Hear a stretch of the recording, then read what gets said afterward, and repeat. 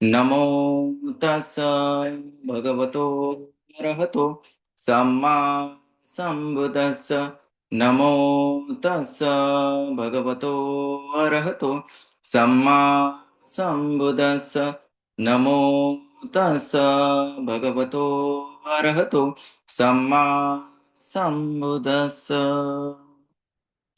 त्रिरत्न शरणम. जय भीम सर्वांना. यदि बाबा न होते या आपल्या धम्मपद समूहातर्फे आयोजित या महाप्रयाण स्मृती दिनानिमित्त जे व्याख्यानमाला इथं ठेवलेली आहे, तर आज त्याचं आपण दुसरं सत्र या ठिकाणी त्याच्यामध्ये आपण सर्वजण सहभागी झालोय. तर या दुसऱ्या सत्रामध्ये सहभागी झालेले असताना एक छोटीशी त्या महामानवास एक छोटस नमन वंदन करून या सत्राला मी सुरुवात करतो. शीलदर्शन संपन्नं धम्मट्ठ सच्चवेदीनं शीलदर्शन संपन्नं धम्मट्ठ सच्चवेदीनं सदा जागरमानानं अहोरत्तानुशिखिनं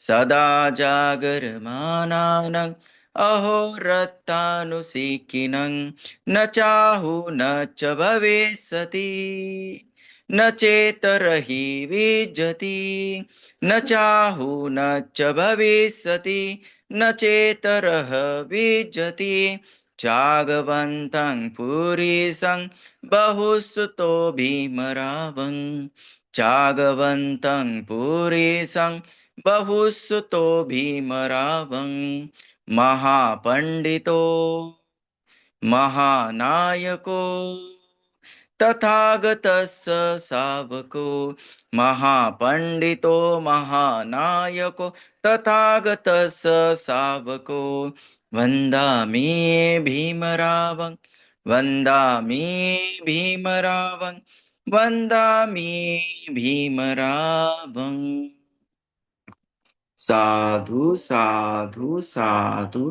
पाली भीम वंदनेमधलं मी पहिलं कडवं फक्त म्हटलेलं आहे, कारण ते मी का म्हटलोय आज, तर त्याचं महत्व सर्वांना कळेलच. तर सर्वांना त्रिरत्न शरणम. जय भीम. आजच्या या सत्रामध्ये खर तर फार कठीण मी विषय निवडलेला आहे आणि आपण सर्वजण मला समजून घेतात, कारण का हा विषय फार गंभीर आणि तेवढाच अनभिज्ञ सुद्धा आहे सर्वांपासून. त्यामुळं मी काही फार मोठा अभ्यासक वगैरे असं नाहीये, परंतु एक विद्यार्थी म्हणून मी हा विषय आपल्या समोर मांडणार आहे. त्यामुळं मी कोणी खूप मोठा अभ्यासक आहे, खूप अभ्यास केला असेल या दृष्टीने अजिबात माझ्याकडे बघू नका. तर माझ्याकडे एक विद्यार्थी म्हणून त्या ठिकाणी आजच्या या सत्राकडे बघावं अशी मी पहिलं तर नम्र विनंती करेल.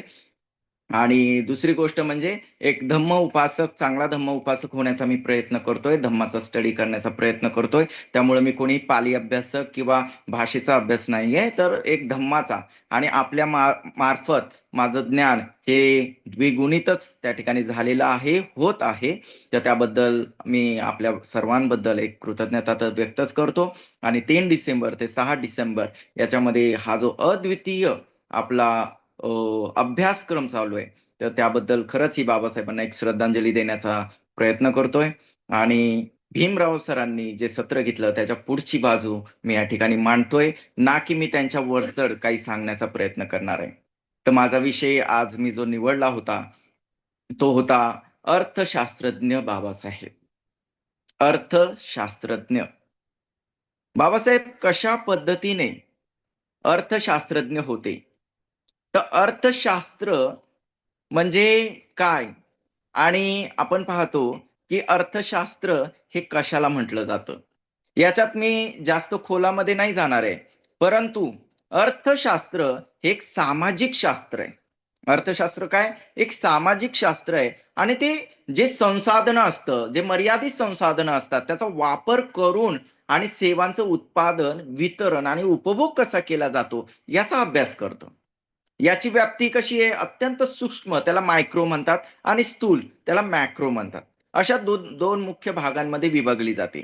आणि त्याचा अभ्यासक्रम हा अत्यंत खोल खोल खोल आणि सखोल त्या ठिकाणी होत गेलेला आहे. याच्यामध्ये आपण पाहिलं तो हा अभ्यासक्रम अतिशय गंभीर आणि अत्यंत महत्वाचा आहे. रोजचं जीवन जगत असताना आपण अर्थशास्त्राशिवाय जगूच शकत नाही. आणि आपण पाहतो की अर्थशास्त्रामध्ये सार्वजनिक वित्त, आंतरराष्ट्रीय अर्थशास्त्र, व्यवसाय अर्थशास्त्र, शिक्षण अर्थशास्त्र आणि अशा अनेक भागांचा, शाखांचा त्या ठिकाणी अभ्यास केला जातो. आपण जर पाहिलं तर जगामध्ये अर्थशास्त्राचा कोणी जनक आहे का? तर आपण पाहिलं तर स्कॉटिश तत्वज्ञ आणि अर्थशास्त्रज्ञ ॲडम स्मिथ यांना अर्थशास्त्राचा जनक मानलं जातं. कोण? स्कॉटिश तत्वज्ञ आणि अर्थशास्त्रज्ञ ॲडम स्मिथ यांना अर्थशास्त्राचा जनक मानलं जातं. कारण त्यांच्या 1776 मध्ये प्रकाशित झालेला जो वेल्थ ऑफ नेशन, राष्ट्राची संपत्ती, या ग्रंथातून त्यांनी अर्थशास्त्राला एक स्वतंत्र शास्त्र म्हणून ओळख दिली. बघा 1776 मध्ये अर्थशास्त्राला एक ओळख मिळाली आणि त्याच्यामध्ये त्यांनी वेगवेगळ्या म्हणजे मुक्त बाजारपेठ, अदृश्य हात अशा अनेक घटना त्या ठिकाणी नमूद केलेल्या आहे. आता हे सांगण्याचं कारण म्हणजे काय? तर नेमकं अर्थशास्त्राची व्याप्ती, अर्थशास्त्राचा अभ्यासक्रम असं जगातलं एकही विद्यापीठ नाहीये जिथं अर्थशास्त्राचा अभ्यास शिकवला जात नाही. असं एकही विद्यालय, महाविद्यालय नाहीये की ते अर्थशास्त्र हा विषय नाहीये. म्हणजे आपण जर पाहिलं तर हे अर्थशास्त्र नाही म्हटलं तरी 5वी पासून विद्यार्थ्यांना अभ्यासायला दिलं जातं. त्यालाच आपण दळणवळणाची साधने असं म्हणजे दळणवळणाची साधने इथूनचा जो प्रवास त्या मायक्रो ते मॅक्रो पर्यंत जाऊन पोहोचतो. अर्थशास्त्राची सुद्धा अनेक क्षेत्र आहेत आणि त्या सर्व क्षेत्रांचा सतत रोज त्या ठिकाणी त्याचा अभ्यास होतोय, त्याच्यामध्ये भरच पडत जातीये, परंतु त्याच्यामधून काही मायनस होत नाही. आणि हे एवढं विशाल असं जे अर्थशास्त्र आहे आणि या अर्थशास्त्राचं जनक भारतामध्ये कोणाला म्हटलं जातं, तर एक कौटिल्य म्हणून आहे, त्यांना विष्णुगुप्त म्हटलं जातं, अर्थात चाणक्य. परंतु जर पाहिलं तर एक हा जो संदर्भ आहे तो फार वेगळा आहे. कारण का हे जे कौटिल्याचं अर्थशास्त्र आहे, विष्णुगुप्ताचं अर्थशास्त्र आहे, हा सुद्धा या ठिकाणी भारतामध्ये फार महत्वाचं त्या ठिकाणी त्यांचा नावलौकिक आहे. परंतु भारतीय अर्थशास्त्रामध्ये भारतामध्ये कोणाला अर्थशास्त्राचं त्या ठिकाणी जनक म्हटलं जात आहे, तर भारतामध्ये दादाभाई नौरोजी म्हणून एक महान हस्ती होऊन गेले, विद्वान होऊन गेले. त्यांना भारतीय अर्थशास्त्राचं जनक म्हटलं जातं. कारण त्यांनी भारतीय दारिद्र्य याचं विश्लेषण ब्रिटिशांसमोर केलं होतं. तर भारतामध्ये प्राचीन अर्थशास्त्राचं जनक कौटिल्यांना मानलं जातं. ते इसवी सन पूर्व काळात होते. सम्राट अशोकाच्याही काळात त्यांचा आधीचा काळ त्यांना मानला जातोय. हा संशोधनाचा विषय आहे, परंतु आता फक्त एक आपण संदर्भ लक्षात घ्यावा. आणि आधुनिक भारतामध्ये जर अर्थशास्त्राचं जनक कोण आहे, तर दादाभाई नौरोजी यांना भारतीय अर्थशास्त्राचं जनक आधुनिक काळात म्हटलं जातंय. त्यानंतर एम विश्वेश्वरय्या यांना भारतीय आर्थिक नियोजनाचं जनक म्हटलं जातंय. आणि डॉक्टर मनमोहन सिंग हे तर आपल्याला सर्वांना परिचितच आहे, कारण त्यांना भारताच्या नवीन आर्थिक धोरणांचं जनक म्हटलं जातंय. आता मी ही जी 3 नावं सांगितली ती आपण सर्वांनी त्या ठिकाणी लक्षात घ्यायची. आधुनिक भारतीय अर्थशास्त्राचे जनक. आधुनिक भारतीय अर्थशास्त्राच्या जनकामध्ये पहिलं नाव आहे दादाभाई नौरोजी. त्यांना भारतीय भारतीय अर्थशास्त्राचं जनक म्हटलं गेले. एम विश्वेश्वरय्या यांना भारतीय आर्थिक नियोजनाचं जनक, नियोजन मॅनेजमेंटचं जनक म्हटलं गेलंय. आणि डॉक्टर मनमोहन सिंग यांना भारतीय नवीन आर्थिक धोरणांचं जनक म्हटलेलं आहे. आता हे या ठिकाणी आपण त्या ठिकाणी स्पष्ट त्या ठिकाणी आपल्या डोक्यामध्ये आलं असेल. भारतीय अर्थशास्त्राचं जनक म्हणून दादाभाई नौरोजी यांना ओळखलं जातं आणि तशी ओळख निर्माण केली. मी काय म्हणतो ते पण लक्षात घ्या. तशी ओळख निर्माण केली गेलेली आहे. त्यांनी मांडलेल्या दादाभाई नौरोजी यांनी मांडलेल्या ड्रेन ऑफ वेल्थ थेअरीद्वारे ब्रिटिश शासनाने भारताची आर्थिक लूट कशी केली हे जगासमोर आणले. म्हणजे फार धडा त्यांनी केला आणि ड्रेन ऑफ वेल्थ थेअरी द्वारे त्यांनी काय केलं, ब्रिटिशांनी भारताची आर्थिक लूट कशी केली हे जगासमोर आणले. कौटिल्य यांना अर्थशास्त्राचे जनक म्हटलं जातं, परंतु अर्थशास्त्र या ग्रंथाची रचना त्या ठिकाणी त्यांनी केली असं म्हटलेलं असताना सुद्धा आधुनिक भारतामध्ये दादाभाई नौरोजी यांना भारतीय अर्थशास्त्राचं जनक म्हणून मानलं गेलेलं त्या ठिकाणी आहे. तर या ठिकाणी अर्थशास्त्राची जी व्याप्ती आहे ती मौर्य काळामध्ये फार मोठी व्यापक स्वरूपात व्यापक स्वरूपात आपल्याला जर अर्थशास्त्र पाहायचं असेल, अर्थशास्त्र नियोजन कसं नियोजन झालं होतं, कारण फार मोठं राष्ट्र निर्माण चंद्रगुप्त मौर्यांपासून हे सुरू झालेलं अत्यंत विशाल स्वरूप सम्राट अशोकांपर्यंत ते आलं होतं, तेव्हा हे कौटिल्य अर्थशास्त्र हे फार प्रमुख त्या ठिकाणी मानलं गेलेलं आहे. परंतु ते सुद्धा मी आधीच सांगितलं की ते कशा पद्धतीनं, कारण कौटिल्य अर्थात त्यांना चाणक्यही म्हटलं गेलेलं आहे, ते भारतीय सम्राट चंद्रगुप्त मौर्य इसवी सन पूर्व 321 ते 297 ईसा पूर्व हे जे चाणक्य आहे, जे विष्णुगुप्त आहेत, तर हे काय आहे, तर ते सम्राट चंद्रगुप्त मौर्यांचे शिक्षक आणि पालक होते. आणि एक अशा संशोधनार्थी हे कळलेलं आहे की हे जे कौटिल्य आहेत, ज्यांना आता चाणक्य म्हटलं गेलेलं आहे, आपण कौटिल्य लक्षात घ्या, अर्थात त्यांना विष्णुगुप्त म्हणलेलं आहे, हे जे सम्राट मौर्य चंद्रगुप्त मौर्यांचे शिक्षक आणि पालक होते ना, तर हे त्यांचे बंधू सुद्धा आहे, हे संशोधनार्थी पुढे आलेलं आहे. त्यांचं नाव विष्णुगुप्त आहे. त्याच्यावर नंतर आपण कधीतरी बोलूयात. तर आज मला या ठिकाणी सांगायचं, मी तुम्हाला एक अर्थशास्त्राचे जगातील जनक, भारतातील त्या ठिकाणी काही नावं सांगितली. परंतु आज जो मी विषय निवडला आहे, अर्थशास्त्रज्ञ बाबासाहेब. आता खरंच बाबासाहेब हे अर्थशास्त्रज्ञ आहेत का? की शिका, संघटित व्हा, संघर्ष करा, माझ्या हीन दीन बांधवांनो, माझ्या अस्पृश्य बांधवांनो, अशी हाक देणारेच बाबासाहेब आहेत, की त्या ठिकाणी हा सुद्धा त्यांचा अभ्यास आहे? याच्यावर आज आपण चिंतन करणार आहोत, याच्यावर आपण मनन करणार आहोत. अर्थशास्त्र, इकॉनॉमिक्स.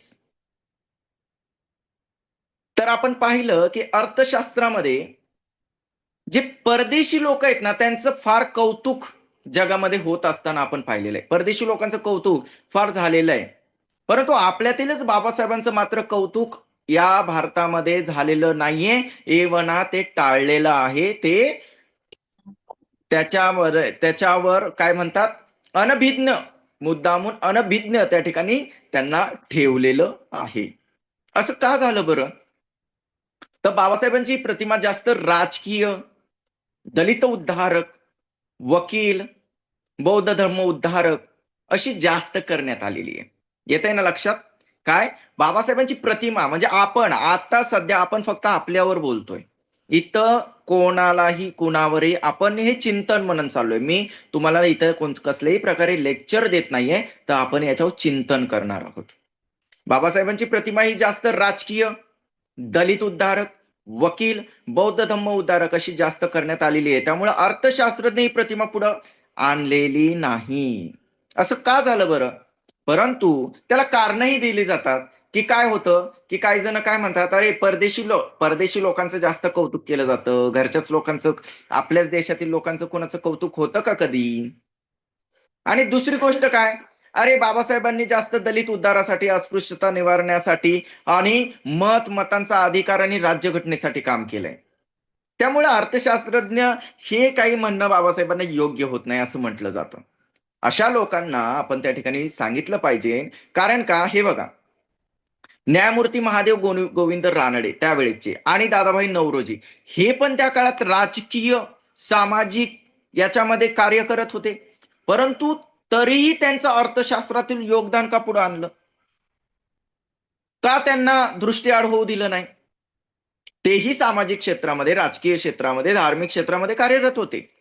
न्यायमूर्ती महादेव गोविंद रानडे आणि दादाभाई नौरोजी यांनी स्वातंत्र्य चळवळीत, स्वातंत्र्य लढ्यामध्ये एवढं सहभागी होऊन त्या ठिकाणी मग त्यांचं अर्थशास्त्रज्ञ म्हणून त्यांचं का झाकोळली गेली नाही प्रतिमा, त्यांची का जास्त उघड झाली आणि बाबासाहेबांची पूर्ण का झाकळून टाकली? कारण बाबासाहेबांचं, म्हणजे या ठिकाणी आपण लक्षात घेतलं पाहिजे, तर येथे जो मुद्दा येतो, मला काय म्हणायचंय ते आपल्याला कळलं असेल, या नावातच त्या दोघांच्या काय वजन आहे, की ते रानडे आणि नौरोजी आहेत आणि बाबासाहेब हे आंबेडकर आहेत. बाबासाहेबांनी सर्व क्षेत्रात काम केलंय. यदि बाबा न होते, यदि बाबा न होते हे टायटलच इतकं सुंदर आहे, की आज त्या विषयावरच मला हळूवारपणे त्या ठिकाणी यायचंय, की भारतात महान अर्थशास्त्रज्ञ दादाभाई नौरोजी यांचं कार्य महान आहे. त्याच्यामध्ये आपण डाऊट घेत नाहीये, कुणाला टीका टिप्पणी आपण करत नाहीये. भारतात महान अर्थशास्त्रज्ञ दादाभाई नौरोजी आहेत, त्यांचं कार्य महान आहे, परंतु बाबासाहेब यांचे कार्य हे कशा पद्धतीचं होतं, मी म्हणत नाहीये श्रेष्ठ किंवा सर्वश्रेष्ठ, तर त्यांचं कार्य कशा पद्धतीने ते नंतर आपण शेवटी ठरवायचंय, परंतु त्यांचं कार्य कसं आहे हे मला आज या ठिकाणी आपल्या समोर मांडायचं आहे. तर सर्वात महत्वाची घटना, सर्वसामान्य या देशातील, बाहेर जगातील सगळे सोडून द्या, या देशातील सर्वसामान्य माणसांना बाबासाहेब हे अर्थतज्ञ माहित नाही, यात चूक काही नाही आणि याच्याने काही फरकही पडत नाही. सर्वसामान्य जे व्यक्ती आहेत या भारतामध्ये राहणारे, की त्यांना बाबासाहेब हे अर्थतज्ञ आहेत हे माहित नाहीये. बाबासाहेब अर्थतज्ञ आहेत किंवा त्यांनी अर्थशास्त्रावर अभ्यास केलाय हे माहित नाही, याच्यात काही चूक नाहीये. परंतु अर्थतज्ञांनाच बाबासाहेब हे अर्थतज्ञ आहेत हे माहित नाही, ही फार मोठी शोकांतिका आहे, दुर्दैव आहे आणि भारतीय समाजाचं फार मोठी हा लाजिरवाना प्रकार आहे. कोणता प्रकार? अर्थतज्ञांनाच बाबासाहेब हे अर्थतज्ञ हे माहित नाहीये. आणि याच्याबद्दल अनेक घटना आहेत की बाबासाहेबांचं अर्थशास्त्रातील योगदानाबद्दल कायम टाळलं होतं, परंतु जेव्हा भालचंद्र मुनगेकर, त्याच्यानंतर मुगनेकर आणि नरेंद्र जाधवांसारखे अर्थशास्त्रज्ञ होऊन गेलं, तेव्हा त्याच्यावर जास्त संशोधन झालेलं आहे. अर्थशास्त्रात एक शाखा आहे, तिला काय म्हणतात? History of economical thoughts. काय? अर्थशास्त्रात एक शाखा आहे, कोणताही गंभीर विषय नाही आजचा, अगदी इझिली घ्या. अर्थशास्त्रात एक शाखा आहे, तिला काय म्हणतात? History of economical thought. म्हणजे काय? की अर्थशास्त्राबद्दलचे विचार आणि त्याचा इतिहास, अशी एक शाखा आहे. तर त्याच्यामध्ये अजून एक जर भाग बघितला आपण, तर इंडियन इकॉनॉमिकल थॉट. काय? जगाचं जाऊ द्या, परंतु इंडियन इकॉनॉमिकल थॉट असं जेव्हा एक ऐतिहासिक त्या ठिकाणी जे संदर्भ आहे, तर इंडियन इकॉनॉमिकल थॉट यामध्ये त्या वेळेच्या लहान मोठ्या, त्यावेळेचे म्हणजे कधीचे? 1991 पूर्वीचे, त्यावेळेचे जे पण लहान मोठे अर्थशास्त्राचा ज्यांनी अभ्यास केलेला आहे, तर त्या अर्थतज्ञांचा उल्लेख आहे त्याच्यामध्ये, त्या इंडियन इकॉनॉमिकल थॉट मध्ये.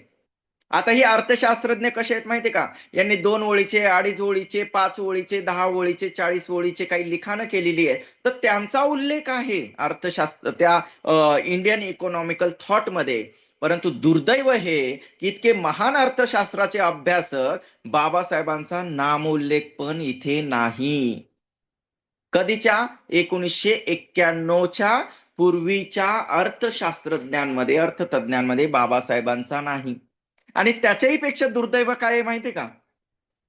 त्याच्याही पेक्षा दुर्दैव अक्षरशः म्हणजे संदर्भ तर नाहीये, उल्लेख नाहीये, परंतु बाबासाहेबांच्या कसल्याही फूट नोट मध्ये सुद्धा उल्लेख नाहीये. म्हणजे किती गंभीर गोष्ट आहे. मी असं का म्हणतोय? कारण बाबासाहेब अर्थशास्त्रज्ञ म्हणून समजून घेताना 2 गोष्टी आपल्याला जाणून घेतल्या पाहिजे. खरंच बाबासाहेब अर्थतज्ञ आहेत का? आणि मग अर्थतज्ञ आहेत तर असं बाजूला का बाबासाहेबांना सारलं? काय कारण होतं? काय कारण होतं? या ठिकाणी मी आता सांगितल्याप्रमाणे मी या ठिकाणी एक भीमवंदना पाली विद्यापीठात तयार झालेली म्हटली. त्याच्यामध्ये काय म्हटलंय माहिती का? चागवंतं पुरीसं बहुसुतो भीमरावं. चागवंत आहेत, पुरीस आहेत, पुरुषार्थ करणारे, बहुश्रुत भीमराव आहेत. बहुश्रुत म्हणजे हा विषय मग त्यांच्याकडून टाळला गेला होता का? बाबासाहेबांनी हा विषय सोडला होता का? त्याच्यानंतर असं म्हटलं जातं महापंडितो. जर बाबासाहेब महापंडित आहेत तर मग हा विषयाचं त्यांना नॉलेज नव्हतं का? महानायको, याचे ते नायक नाहीत का? तर तेच आज मला या ठिकाणी आपल्या समोर मांडायचं आहे. मला आज तेच या ठिकाणी आपल्या सर्वांच्या समोर त्या ठिकाणी प्रकट करायचंय की बाबासाहेब जे आहेत ते कशा पद्धतीने त्या ठिकाणी इतिहासाचे, अर्थशास्त्राचे अभ्यासक आहेत. तर बाबासाहेबांना आता आपल्याला अर्थशास्त्रज्ञ म्हणून समजून घ्यायचं आहे. तर बाबासाहेबांना समजून घेत असताना दोन गोष्टी जाणून घेतल्या पाहिजे ना आता बाबासाहेबांबद्दल आपण. बाबासाहेबांना अर्थशास्त्रज्ञ म्हणून जाणून घ्यायचंय. आता धर्मशास्त्रज्ञ, तत्ववेत्ते, मानववंशशास्त्रज्ञ हे सर्व आता बाजूला त्या ठिकाणी ठेवायचंय. तर बाबासाहेबांना अर्थशास्त्रज्ञ म्हणून समजून घेताना दोन गोष्टी जाणून घेतल्या पाहिजे. एक म्हणजे डॉक्टर बाबासाहेब आंबेडकरांनी अर्थशास्त्रावर केलेले लिखाण. कारण अर्थशास्त्रज्ञ म्हणून ओळख निर्माण करत असताना त्याच्यावर लिखाण, त्याच्यावर अभ्यास आणि त्याच्यावर लेख असणं महत्वाचं आहे. त्याच्या गाईडलाईन असणं महत्वाचं आहे. तर डॉक्टर बाबासाहेब आंबेडकरांनी अर्थशास्त्रावर केलेलं लिखाण. आता लिखाण जर आपण पाहिलं तर 1913 ला बाबासाहेब हे कोलंबिया विद्यापीठामध्ये गेले होते, अमेरिकेला गेले होते. ते 1923 पर्यंत हा काळ या ठिकाणी लक्षात घ्यायचा आहे. पहिलं तर काय समजून घ्यायचं, तर डॉक्टर बाबासाहेब आंबेडकरांनी अर्थशास्त्रावर केलेलं लिखाण आणि बाबासाहेबांनी त्याच्यानंतर त्या ठिकाणी केलेले अर्थव्यवस्थेवरचं मार्गदर्शन. तर पहिलं काय आहे, डॉक्टर बाबासाहेब आंबेडकरांनी अर्थशास्त्रावर केलेलं लिखाण 1913 ते 1923 पर्यंत. ते 1913 ला पहिल्यांदा अमेरिकेत बाबासाहेब गेले, एम ए ला ऍडमिशन घेतलं कोलंबिया युनिव्हर्सिटीत, हे सर्वांना ज्ञात आहे. दुसरी गोष्ट, 1917 ला बाबासाहेबांना अर्थशास्त्रात पीएचडी मिळवली. आपले म्हणजे म्हणतो ना 32 डिग्री आहेत, 32. त्याच्यामधल्या 6 डिग्री आपण पटापट सांगतो. M A, PhD, DLitt, DSc, LLD, bar at law, मोकळे झालो आपण. परंतु या ठिकाणी प्रत्येक विद्यार्थ्याला जर कोणत्या गोष्टी माहित पाहिजे तर या 3 गोष्टी माहित पाहिजे. त्या कोणत्या? 1913 ला बाबासाहेब अमेरिकेमध्ये गेले, कोलंबिया युनिव्हर्सिटीमध्ये ऍडमिशन घेतलं. 1917 ला त्यांनी अर्थशास्त्रात पीएचडी मिळवली. बाबासाहेबांनी 1917 ला अर्थशास्त्रामध्ये, इकॉनॉमिक्स मध्ये पीएचडी मिळवली, डॉक्टरेट मिळवली. आणि डॉक्टरेट म्हणजे काय? विद्यावारिधी. त्याच्यामध्ये महान विद्वत्ता त्यांनी त्यांची सिद्ध केली. अर्थशास्त्रामध्ये त्यांनी पीएचडी मिळवली आणि डॉक्टर ऑफ फिलॉसॉफी ते झाले. आणि त्याच्यानंतर 1923 ला अत्यंत महत्वाचं, बाबासाहेबांनी अर्थशास्त्रामध्ये डॉक्टर ऑफ सायन्स ही पदवी मिळवली. काय मी सांगितले, 1913 ला पहिल्यांदा अमेरिकेत बाबासाहेब एम ए ला गेले आणि ते एम ए इकॉनॉमिक्स मध्ये झाले. 1917 ला अर्थशास्त्रात त्यांनी पीएचडी मिळवली. 1923 ला डॉक्टर ऑफ सायन्स बाबासाहेबांनी अर्थशास्त्रात मिळवली. दुसरी गोष्ट बाबासाहेबांना समजून घेताना, त्यांनी भारतात आल्यावर कार्य करत असताना वेगवेगळ्या वेळी केलेली भाषणे, त्यातून त्यांनी अर्थव्यवस्थेवर केलेले गाईडलाईन फार महत्वाचे. दोन प्रकारे बाबासाहेबांना समजून घ्यायचंय. एक, त्यांनी केलेला अभ्यास, लिहिलेले लेख, म्हणजे एक एम ए, पीएचडी आणि डीएससी, हे फार महत्वाचं आहे. आणि त्याच्यानंतर भारतात आल्यावर कार्य करत असताना वेगवेगळ्या वेळी केलेली भाषणे, त्यातून त्यांनी अर्थव्यवस्थेवर फार भर दिलाय. आपण मुळात जगातील अनेक संविधानाचा जर वापर जर केला ना, म्हणजे एक गोष्ट, बाबासाहेब जसं भारतामध्ये आले आणि भारतामध्ये आल्यानंतर 1923 नंतर बाबासाहेब भारतामध्ये कार्यरत झाले. आणि कार्यरत झाल्यानंतर आपण जर पाहिलं तर मूकनायक मध्ये 1920 लाच बाबासाहेबांनी जे भाषण केलेलं आहे ते बाबासाहेबांच्या विद्वत्तेची साक्ष देत आहे. बघा संदर्भ कसे जात आहेत, ते बाबासाहेबांच्या विद्वत्तेची साक्ष देत आहे. अर्थशास्त्रावर त्यांचा किती पकड आहे हे त्यातून दिसून येत आहे. आणि जर आपण मुळात जगातील अनेक संविधानाचा जर विचार केला, त्याचा जर अभ्यास केला, तर आपल्याला दिसून येईल की भारतीय राज्यघटनेत सर्वात जास्त आर्थिक तरतुदी आणि नियोजन कायदे केलेले आहेत. असं का झालं बरं? इतर सगळ्या संविधानाचं जगामध्ये जवळजवळ 190 देश आहेत.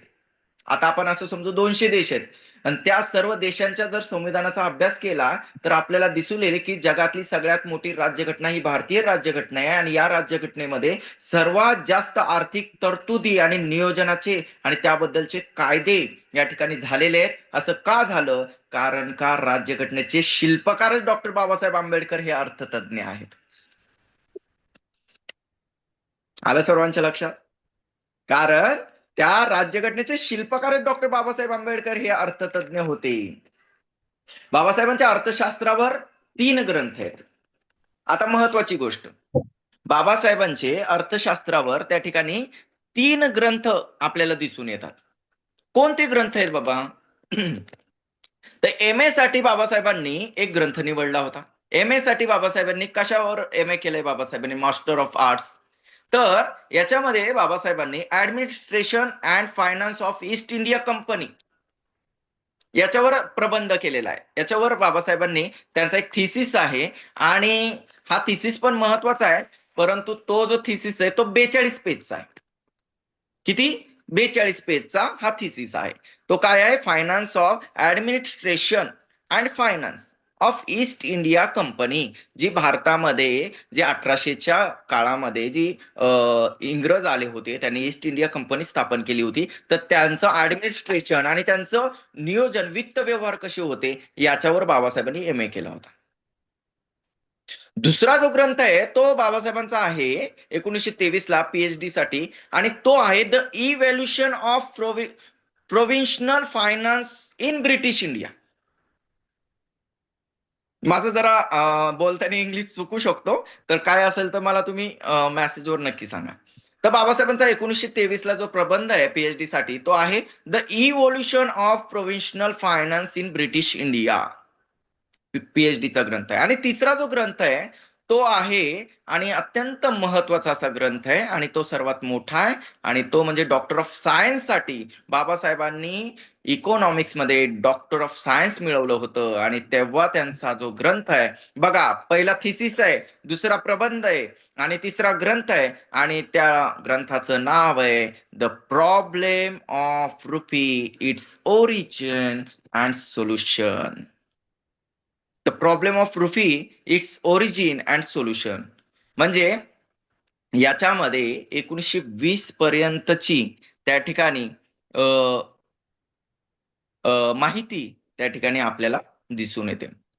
पीएचडी मध्ये बाबासाहेबांनी विस्तृत आकडेवारी देऊन ब्रिटिश केंद्र सरकार आणि ब्रिटिश राज्य सरकार यांचे वित्तीय संबंध कसे बदलत गेले व त्याचा परिणाम कसा झाला याची अचूक आकडेवारी कोणती साधनं म्हणजे बाबासाहेबांनी अक्षरशः जेव्हा पीएचडी केली ना अर्थशास्त्रामध्ये, तर याच्यामध्ये बाबासाहेबांनी त्यावेळेच्या ब्रिटिश सरकारला, त्यावेळेच्या ब्रिटिश गव्हर्नमेंटला काय सांगितलं? बाबासाहेबांनी एक आकडेवारी प्रस्तुत केली.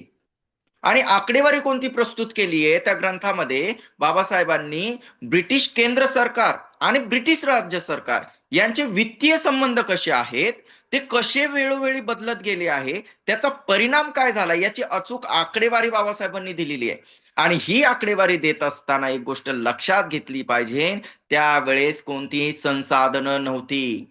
ना गुगल होतं, ना युट्यूब होतं, ना कोणती त्या ठिकाणी अत्यंत मोठी अशी दळणवळणाची साधनं सुद्धा नव्हती. त्यावेळेस बाबासाहेबांनी अचूक आकडेवारी ब्रिटिश सरकारला दाखवून दिली. आणि नियोजन कसं असावं नुसतं दाखवून नाही दिली, तर ब्रिटिशांचं नियोजन कसं असावं, केंद्र सरकारे आणि राज्य सरकारे यांच्यामध्ये दुवा कसा असावा आणि त्या अर्थाचं नियोजन कसं असावं हे पण बाबासाहेबांनी दाखवून दिलं. बाबासाहेब फक्त दुःख दाखवत नाही, तर त्याच्यावरचा इलाज सुद्धा दाखवतात. या ठिकाणी अत्यंत महत्वाची गोष्ट आहे. ती कोणती? तर हे आपण जे बाबासाहेब बाबासाहेब बाबासाहेब म्हणतोय ना, तर हे जे बाबासाहेब आहेत ना, एका फार मोठ्या गोष्टीचे जनक आहेत. आतापर्यंत आपण दादाभाई नौरोजी बघितले, विश्वेश्वरैया बघितले, मनमोहन सिंग बघितले, परंतु परंतु या ठिकाणी बाबासाहेब एका गोष्टीचे, भारतातल्या एका अत्यंत महत्वाच्या गोष्टीचे जनक आहेत, ते म्हणजे फायनान्स कमिशनचे, वित्त आयोगाचे जनक हे बाबासाहेब आहेत. ते कसं काय? तर वित्त आयोगाचे महत्व काय असतं? वित्त आयोग तर घटनेमध्ये ही तरतूद होते, त्या तरतुदीनुसार हा वित्त आयोग स्थापन झाला. नेहरू सरकारमध्ये याची स्थापना झाली आणि आतापर्यंत 15 वित्त आयोग होऊन गेलेले आहेत. तर वित्त आयोगाचे महत्व काय असते? तर केंद्र सरकारकडे जो टॅक्स रिव्हेन्यू आणि नॉन टॅक्स रिव्हेन्यू जमा होतो, त्याचे वितरण, नियोजन, विनिमय कसा असावा, केंद्र सरकारकडे किती भाग असावा आणि राज्य सरकारकडे किती असावा याचे मार्गदर्शन फायनान्स कमिशन म्हणजे वित्त आयोग करत असतो. आणि याच्यामध्ये आले पैसा कसा येतो आणि पैसा कसा गेला पाहिजे हे मार्गदर्शन त्या ठिकाणी वित्त आयोग करत असतो. आजपर्यंत 15 वित्त आयोग झाले. आजपर्यंत 15 वित्त आयोग झाले असून या सर्व वित्त आयोगाचे आधारभूत ग्रंथ कोणता असेल? आतापर्यंत भारतामध्ये जेवढे पण वित्त आयोग झाले ना, गमतीची गोष्ट आहे फार सुंदर, की आतापर्यंत भारतामध्ये जेवढे वित्त आयोग झाले ना, त्या सर्व वित्त आयोगाचा जो आधारभूत ग्रंथ आहे ना, ज्याच्यावर आधार बेसिक जो ग्रंथ असेल ना, तर तो कोणता असेल बरे? तर तो डॉक्टर बाबासाहेब आंबेडकरांचा पीएचडीचा ग्रंथ आहे. हे लक्षात घ्या. डॉक्टर बाबासाहेब आंबेडकरांचा पीएचडीचा ग्रंथ हा वित्त आयोगाचा आधारभूत ग्रंथ आहे आणि याची कोणाला कल्पनाच नाहीये.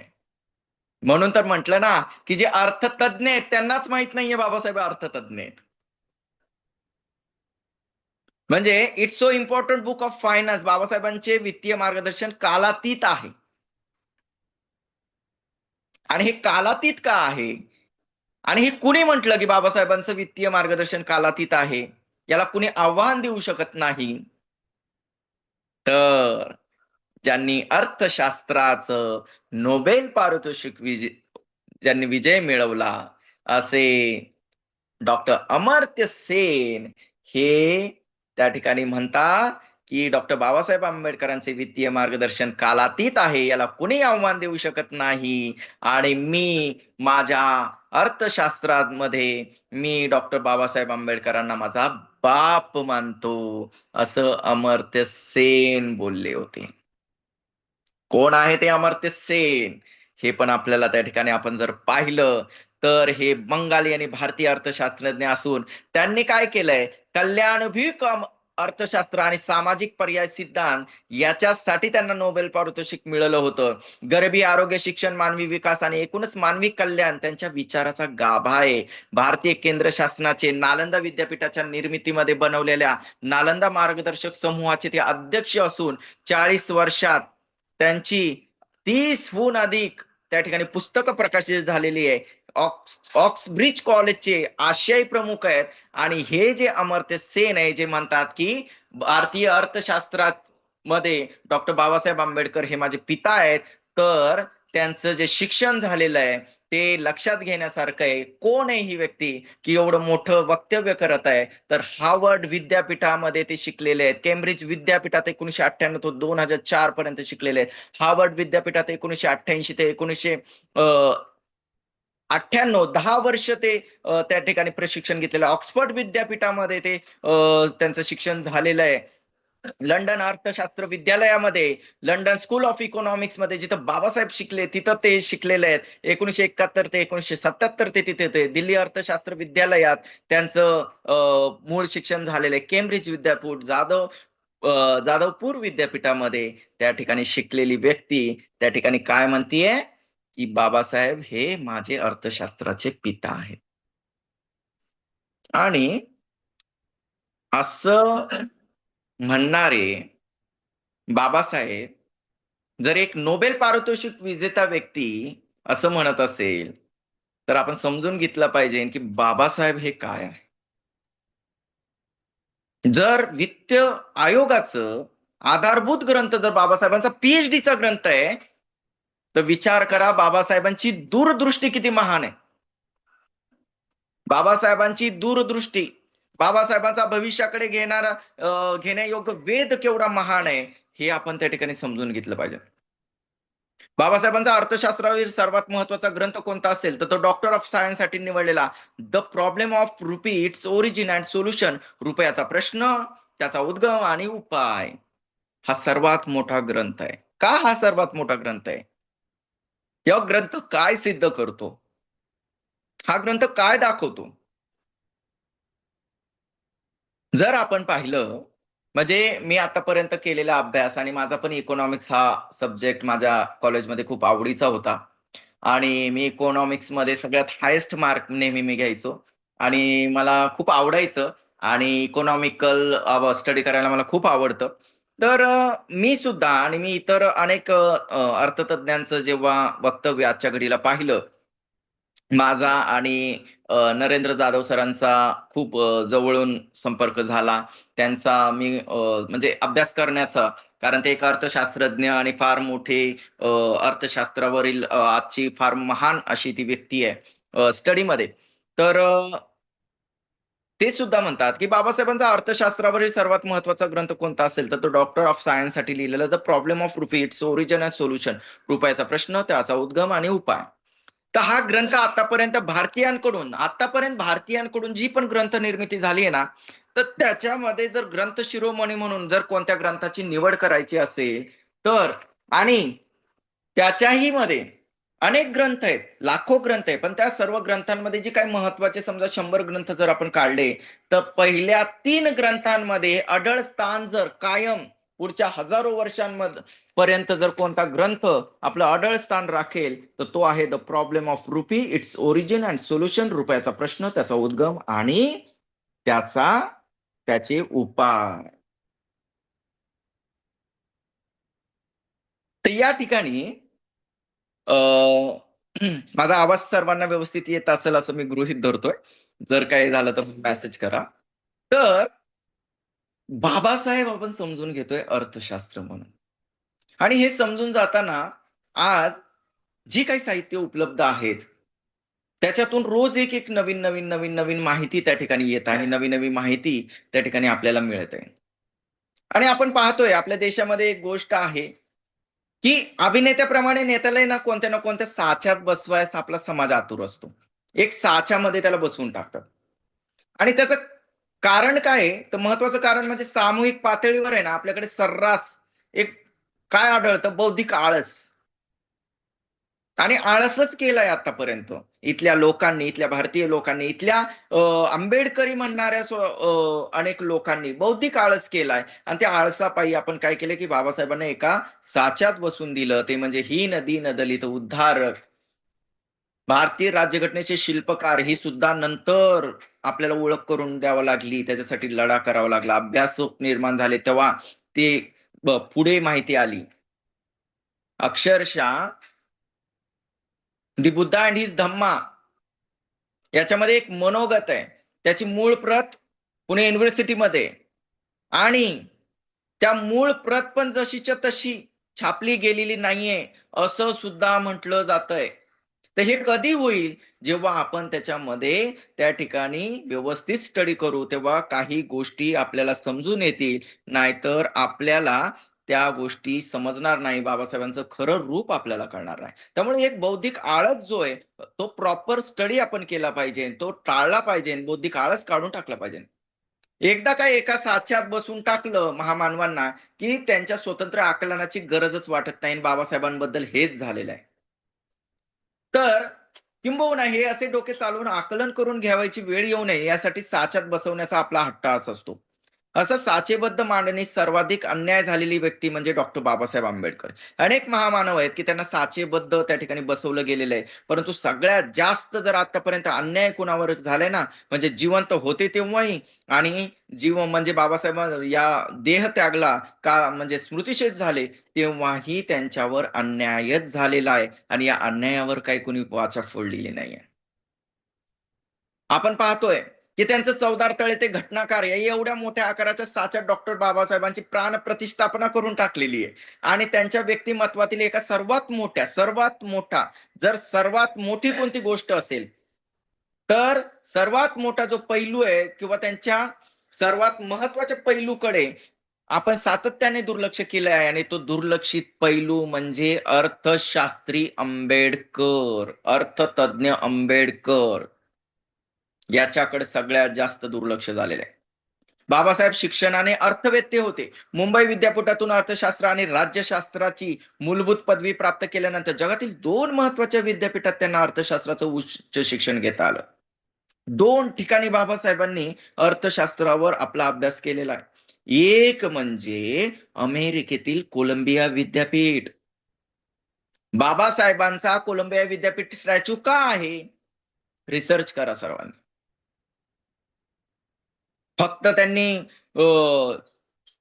केलेलं राजकीय सामाजिक काम म्हणून? अजिबात नाही. तर अमेरिकेतील कोलंबिया विद्यापीठामध्ये बाबासाहेबांना शिकण्याची संधी मिळाली, आणि इंग्लंडमधील लंडन स्कूल ऑफ इकॉनॉमिक्स मध्ये बाबासाहेबांनी डॉक्टर ऑफ सायन्स ही पदवी मिळवली. कोलंबिया विद्यापीठात आपण जर पाहिलं तर बाबासाहेब जेमतेम 3 वर्ष होते. किती वर्ष होते? 3 वर्षे. परंतु या काळात त्यांनी अर्थशास्त्राशी संबंधित काय? 3 वर्षाच्या काळात, आता सर्वांनी लक्षपूर्वक हे करावं. 3 वर्षाच्या काळात बाबासाहेबांनी विविध प्रकारचे 29 अभ्यासक्रम पूर्ण केलेत. अर्थशास्त्रावरचे. काय वाचन असेल, काय ती पॉवर आहे. 3 वर्षाच्या काळात 29 प्रकारचे अभ्यासक्रम पूर्ण करणारा महामानव आहे. हा विद्यार्थी आहे. म्हणजे साधारण वर्षाला 10 या गतीने, यावरून बाबासाहेबांची अर्थशास्त्रातील गती आपण लक्षात घेतली पाहिजे. हा विषयच कधी आपण मांडलेला नाहीये. आणि खरंच थँक्स राजदादा, की तुम्ही जो आपला यदि बाबा न होते, हा जो उपक्रम आपण राबवणार होतो, हे जे सत्र घेणार होतो, त्याच्यात अर्थशास्त्री बाबासाहेबांचं अर्थशास्त्र हा विषय तुम्ही टाकला. पुढे आपण पाहतो, की मुंबईतील 3 वर्ष बाबासाहेब आले, त्यांनी प्राध्यापकी केली, तर प्राध्यापक झाले, प्रोफेसर झाले, बाबासाहेब प्रोफेसर झाले. आणि खरंच प्रोफेसर झाल्यानंतर, प्राध्यापकी केल्यानंतर ते लंडन स्कूल ऑफ इकॉनॉमिक्सला, त्या ठिकाणी अर्थशास्त्राशी संबंधित अशा संस्थेत ते दाखल झाले. बघा नावातच काय, the London school of economics. दुसरं इथं काही नाहीये, फक्त इकॉनॉमिक्सचं. तुम्ही गुगलला सर्च करा, युट्यूबला सर्च करा. जगातलं सगळ्यात हाय लेवलचं, उच्च दर्जाचं असं हे विद्यापीठ आहे, ही शाखा आहे लंडन स्कूल ऑफ इकॉनॉमिक्स. आणि या संस्थेत दाखल झाल्यानंतर येथे त्यांनी जो लिहिलेला आणि पुढे पुस्तकाद्वारे प्रकाशित झालेला द प्रॉब्लेम ऑफ रुफी हा प्रबंध आज 93 वर्षानंतरही कालबाह्य वाटत नाहीये. हे बाबासाहेबांच्या द्रष्ट्या बुद्धिमत्तेचं यश. कशाचं यश आहे? द्रष्ट्या. म्हणजे किती न्यूट्रल राहून दृष्ट, म्हणजे बघण्याची काय ताकद आहे त्यांच्याकडे. बाबासाहेबांच्या दृष्ट्या बुद्धिमत्तेचे, बुद्धिमत्ता पहिया पहिया पारमी गतो. बाबासाहेबांच्या दृष्ट्या बुद्धिमत्तेचे यश राजकीय आणि सामाजिक विचारांना प्राधान्य देण्याच्या नादात बाबासाहेबांच्या या पुस्तकाकडे आपले दुर्लक्ष झालेलं आहे. हे पुस्तक पहिल्यांदा 1923 साली प्रकाशित झालं होतं. तेव्हा बाबासाहेब फक्त 32 वर्षाचे होते. बाबासाहेब किती वर्षाचे आहेत? 32व्या वर्षी बाबासाहेबांनी the problem of rupee, its origin आणि सोल्युशन हा जो ग्रंथ लिहिलाय, तेव्हा बाबासाहेब 32 वर्षाचे होते. त्याआधी या विषयावर त्यांचा प्रबंध लिहिला गेला होता. तो लिहिताना त्यांनी त्यावेळी 2 हातकोण्याशी केले. आणि हा ग्रंथ एक द्वंद्व आहे, युद्ध आहे. आणि हे युद्ध कुणाशी झालंय, तर आपण समजून घेतलं पाहिजे. आपण आतापर्यंत गांधीजींसोबतचा झालेला पुणे करार, वल्लभभाई पटेल किंवा इथल्या अनेक नेत्यांशी झालेली चर्चा, वादविवाद किंवा तो रोष आपल्याला माहित आहे. परंतु सगळ्यात भयंकर बाबासाहेबांच्या आयुष्यातलं युद्ध, बाबासाहेबांनी दिलेला लढा जर कोणता होता, तर त्यावेळेस त्यांनी हा जो प्रबंध लिहिला, तेव्हा त्यांनी एका व्यक्तीशी 2 हात केले होते. आणि तो 2 हात कोणाशी केलेत, तर ते आहेत प्राध्यापक जॉन केन्स. कोण आहेत? प्राध्यापक जॉन केन्स. कोण आहे ते प्राध्यापक? चलन आणि संबंधित विषयावर त्यावेळी प्राध्यापक केन्स ही जागतिक पातळीवरील अंतिम अधिकारी व्यक्ती. त्यांच्या पुढे बोलणारं कुणीच नाही. Final last decision.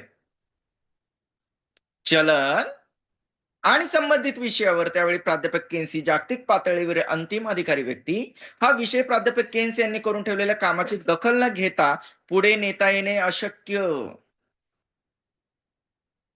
परंतु बाबासाहेबांनी या प्राध्यापक केन्स यांच्या मतास आव्हान दिलंय. वा वा, खूप छान मास्टर आहे, तर मी माझी बाजू घेतो, असं बाबासाहेब नाही म्हटले. बाबासाहेबांनी प्राध्यापक केन्स यांच्या मतास आव्हान दिलं. प्राध्यापक केन्स हे चलनाच्या मूल्यासाठी, चलन म्हणजे हे जे करन्सी आहे, चलन म्हणजे काय? करन्सी. प्राध्यापक केन्स हे करन्सीच्या मूल्यासाठी, म्हणजे चलनाच्या मूल्यासाठी सुवर्ण विनिमय, गोल्ड एक्सचेंज पद्धतीचाच अवलंब करावयास करण्यासाठी करायला पाहिजे, तसाच केला पाहिजे. गोल्ड एक्सचेंज, सुवर्ण विनिमय पद्धतीचाच अवलंब करायला हवा, या मताचे होते. आणि त्यांच्या मताला त्यावेळेस खूप डिमांड होतं, मान होता. सुवर्ण विनिमय पद्धती देशाच्या चलनाच्या मूल्यांची सांगड ही सोन्याच्या मूल्याशी घातली जाते. या पद्धतीचा अवलंब करणारे देश आपल्या कागदी चलनाचे रूपांतर निश्चित दराने सोन्यामध्ये करून ठेवतात. तसेच अशा देशात सोन्याची किंमत सरकार निर्धारित करते. परंतु सुवर्ण प्रमाण पद्धतीत म्हणजे गोल्ड एक्सचेंजमध्ये मात्र प्रत्यक्ष चलनात काही प्रमाणात सोने वापरलं जातं. पारतंत्र्यातील भारतात सुवर्ण विनिमय पद्धतीने रुपयाची हाताळणी केली जावी, असे ब्रिटिश सरकार बघा, ब्रिटिश सरकारचं आणि प्राध्यापक केन्स यांच्या प्रभूतींचं हे मत होतं.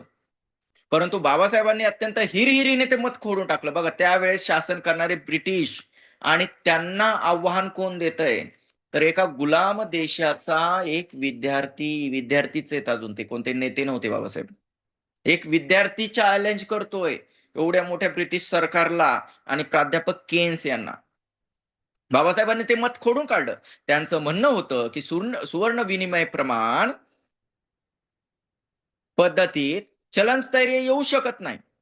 प्राध्यापक केन्स आणि त्यांच्या मताचा पुरस्कार करणाऱ्या अन्यांना वाटत होते सुवर्ण विनिमय प्रमाण पद्धतीत रुपयाची किंमत आपोआपच स्थिर होऊ शकेल. बाबासाहेबांना ते अमान्य होतं. बाबासाहेबांनी ते मत खोडून काढलं, की सुवर्ण विनिमय प्रमाणात रुपयाची किंमत स्थिर राहीलच असं सांगू शकत नाही. आपले मत सिद्ध करण्यासाठी बाबासाहेबांनी इसवी सन 1800 ते 1893 या काळातील चलन मूल्यांचा म्हणजे करन्सीचा ढांडोळा घेतलाय. म्हणून म्हणलं ना, त्यावेळेस काही नव्हतं. YouTube नव्हतं, Google नव्हतं, काही नव्हतं. तेव्हा बाबासाहेबांनी 1800चा काळ म्हणजे बघा किती मागे जाऊन स्टडी केला, किती खोल, किती पोतड्या उलगडल्या बाबासाहेबांनी. कसले-कसले लिखाण, ग्रंथ संपदा बाबासाहेबांनी शोधून काढली असेल. इसवी सन 1800 ते 1893 या काळात चलन मूल्यांचा धांडोळा घेतला. त्यातून मिळालेल्या दाखल्यांच्या आधारे त्यांनी साधार दाखवून दिलं. काय? की सुवर्ण विनिमय प्रमाणामध्ये रुपयाची किंमत स्थिर राहू शकत नाही.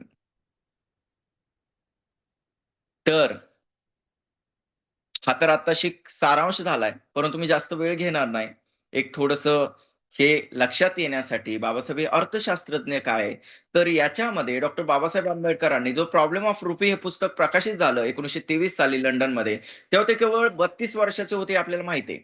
आणि या 32 वर्षाचा असताना जी एनर्जी बाबासाहेबांनी लावली आहे, ती आपल्याला लक्षात घेण्यासारखी. एक विद्यार्थी म्हणून त्यांनी किती काम केलेलं आहे. जेव्हा त्यांनी द प्रॉब्लेम ऑफ रुपी लिहिला ना, तेव्हा काय झालं, भारतीय विश्वात आणि त्याच्या सगळं सूत्र हाती असलेल्या ब्रिटिश अर्थविश्वात एक निर्णायक भूमिका त्या ठिकाणी निर्माण झाली आणि त्यातून उभ्या राहिलेल्या चर्चेने, घेतल्या गेलेल्या निर्णयाने आज भारतीय अर्थव्यवस्थेचा डोलारा सांभाळणारी संस्था उभी राहिली आणि ती संस्था म्हणजे रिझर्व्ह बँक ऑफ इंडिया. कोणती घटना घडली? डॉक्टर बाबासाहेब आंबेडकरांनी लंडन ऑफ इकॉनॉमिक्स मध्ये जेव्हा द प्रॉब्लेम ऑफ रुपी आणि इट्स ओरिजिन अँड सोल्युशन हा ग्रंथ लिहिला, त्यावेळेस अक्षरशः अर्थविश्वामध्ये खळबळ माजली आणि सगळी खळबळ माजल्यानंतर त्याच्यावर विविध प्रकारे चर्चा वादविवाद झाल्या आणि वादविवाद होऊन अंतिम त्या ठिकाणी काय घटना घडली, तर भारतीय अर्थव्यवस्था आज जी आपल्याला स्थिर स्थावर दिसतेय, तर तिचा डोलारा सांभाळणारी जी संस्था त्या ठिकाणी उभी राहिली आहे आणि ती संस्था म्हणजे रिझर्व्ह बँक ऑफ इंडिया. म्हणजे बँकांची बँक जिला म्हटलं जातं, ती बँक कुणामुळे उभं राहिली? ती म्हणजे डॉक्टर बाबासाहेब आंबेडकर, अर्थतज्ञ डॉक्टर बाबासाहेब आंबेडकरांमुळे ही बँक उभी राहिली. कायदेतज्ञ बाबासाहेबांची घटनाकार म्हणून आपण ओळख सर्व दूर आहे. सतत घटनेचे शिल्पकार आपण म्हणतो. त्यांनी भारतीय समाजात शतकानुशतकांच्या जातीच्या उतरंडीवर पिळून सगळ्यात शेवटी उभ्या असलेल्या दलित समुदायामध्ये पेटवलेली चेतना आणि एक हाती घडवून आणलेली क्रांती त्यांना महामानव पदापर्यंत घेऊन जाते. आहेतच ते महामानव. महापंडितो, महानायको असं का म्हटलं गेलेलं आहे? कारण बाबासाहेबांची ओळख, त्यांचं व्यक्तिमत्व सर्वव्यापी आहे आणि त्या व्यक्तिमत्वामध्ये सर्वात महत्वाचा पैलू म्हणजे बाबासाहेब हे अर्थतज्ञ. आज जे काही अर्थविश्व हा डोलारा त्या ठिकाणी उभा राहिलाय, तर याच्या मागे बाबासाहेबांचा संपूर्ण महत्वाचा हात आहे. धर्म, एक मिनिट.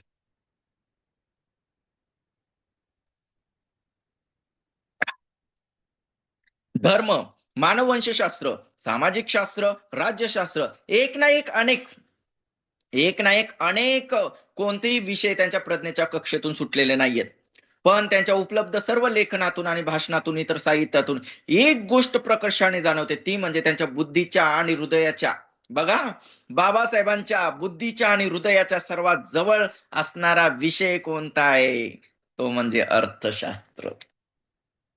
आणि हे अर्थशास्त्र, त्या ठिकाणी या अर्थशास्त्राचा डोलारा, या अर्थशास्त्राचा अभ्यास बाबासाहेबांनी किती महान केलाय आणि ते आपल्याला थोडक्यात बघून घ्यायचंय. तर त्यासाठी एक थोडक्यामध्ये भारताची गंगाजळी सांभाळणारी, चलन नियंत्रण करणारी, सगळ्या बँकाची शिखर संस्था असलेली भारतीय रिझर्व्ह बँक ही 1 एप्रिल 1935 रोजी अस्तित्वात आली. तर हिचा थोडा इतिहास जर जाणून घेतला तर बाबासाहेबांचं महत्व आपल्याला कळेल. त्याशिवाय बाबासाहेब हे अर्थतज्ञ कसे हे आपल्याला कळणार नाही. पण त्या अगोदर ईस्ट इंडिया कंपनीचा भारतात प्रभाव निर्माण झाल्यापासून ते ब्रिटिशांची औपचारिकता शासन यंत्रणा स्थापन होईपर्यंत भारतीय अर्थव्यवस्था अनेक स्थित्यंतरातून गेलेली आहे. स्थित्यंतर, चढ उतार, चढ उतार, चढ उतारातून गेलेली आहे. तिच्या समोर कायमचा एक प्रश्न होता, तो बँकिंगचा. हा शब्द हा शब्द या ठिकाणी अंडरलाईन करण्याची ठिकाणी गोष्ट आहे. आणि ती आहे की सर्व काही झालं, परंतु सर्वात मोठा कायमचा भारतीय अर्थव्यवस्थे समोर म्हणजे ईस्ट इंडिया कंपनी जेव्हा भारतात आली आणि भारतीय अर्थव्यवस्थेमध्ये जे चढ उतार झाले आणि त्याच्यानंतर ब्रिटिशांची औपचारिक शासन यंत्रणा स्थापन होईपर्यंत भारतीय अर्थव्यवस्था अनेक स्थित्यंतरातून जी गेलेली आहे, तर त्याच्या समोर एक महत्वाचा गंभीर प्रश्न ईस्ट इंडिया कंपनी समोर होता, तो म्हणजे बँकिंगचा. ती व्यवस्था टप्प्याटप्प्याने तयार झालेली आहे आणि कोणतीही मोठी गोष्ट टप्प्याटप्प्यानेच होती, एकदम होत नाही. धम्मपद सुद्धा टप्प्याटप्प्याने पुढे जात आहे. तर या ठिकाणी रिझर्व्ह बँकेचा इतिहास हा फार मोठा आहे, परंतु आपण थोडक्यात बघूया.